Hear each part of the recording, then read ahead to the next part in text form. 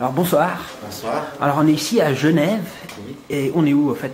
En fait, on est dans les locaux d'une association qui s'appelle ECHO, mais juste à côté, il y a une séance très importante du comité qui a créé en 2005 une pétition pour la gratuité des transports publics, des TPG. Oui. Donc l'Uniréseau à 0 francs. Cette initiative a démarré donc en 2005, elle était homologuée il y a quelques semaines, et puis là il y a une campagne qui se prépare avec le comité, et un certain nombre d'adhérents à ce comité, ils sont venus. Alors on pourrait parler des absents, c'est très important parce qu'à Genève, les Verts qui prétendent vouloir défendre une écologie globale et absolue, autant dans l'environnement que donc ça veut dire pollution, ça veut dire mobilité et tout ça, etc., sont contre cette...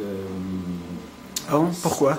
Eh bien, ils disent que ça va coûter cher aux contribuables, que c'est pas réaliste, et que pour finir, c'est le contribuable qui va payer, etc. etc. Ah bon. Voilà. Alors, par contre, les socialistes également refusent de soutenir cette future votation, donc oui. prise de position, qui va être décidée le 24 février 2008. Voilà, et actuellement... Donc c'est la semaine prochaine presque, dans 2 semaines. Dans 2 semaines, voilà. Ouais. Ça veut dire que depuis 3 semaines, 1 mois, des affiches ont été créées par un graphiste d'ailleurs, un jeune qu'on a découvert, sur les TPG gratuits, des autocollants également, et surtout des signatures pour la 2e pétition qui a été mise en marche par l'Alliance de gauche, à gauche toute, qui en fait était une stratégie, parce qu'en principe, donc, quand on fait une pétition TPG gratuite, c'est ensuite qu'on présente au Parlement, au gouvernement, la manière dont on va financer ça. Oui. Là, pour éviter une attaque du gouvernement, directement contre cette pétition des TPG gratuits, pour éviter une attaque des Verts ou des socialistes et tout, Alliance de gauche a lancé une pétition pour comment financer, en faisant des propositions. Par exemple, augmenter la taxe d'aéroport qui est la moins chère en Europe à Genève, qui est de 19 francs. Donc d'augmenter, enfin elle n'est pas de 19 francs, mais de l'augmenter à 19 francs pour financer, parce que ça représente quand même un paquet de plus entre 150 et 200 millions. Hein. Oui. Donc il faut bien financer, ça faut bien que quelqu'un le paye. Rien n'est gratuit en fait, tout se paye. Hein. Oui.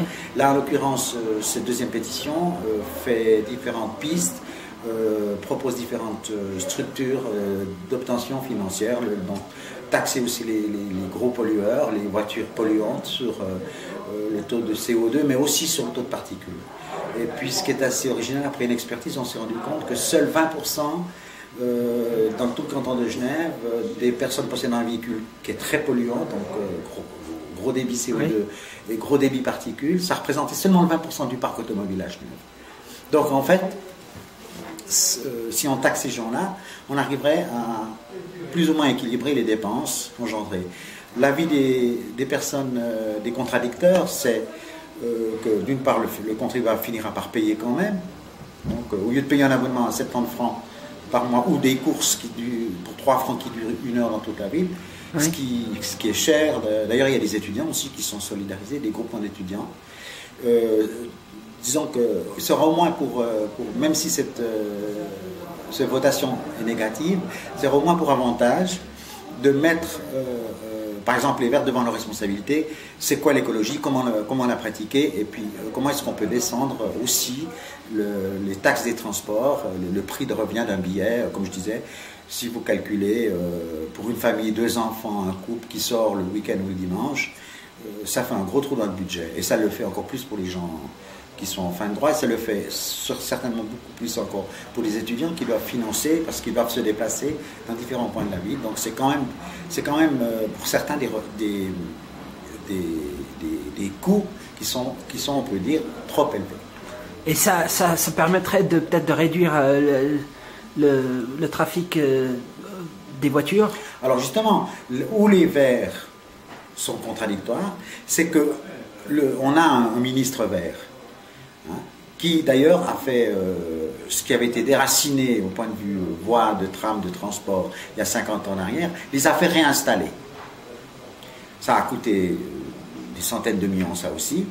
Et bien entendu, maintenant, le gouvernement est obligé de serrer la vis et d'obliger les gens à rentrer dans les bus, donc à augmenter la population qui prendrait les transports publics.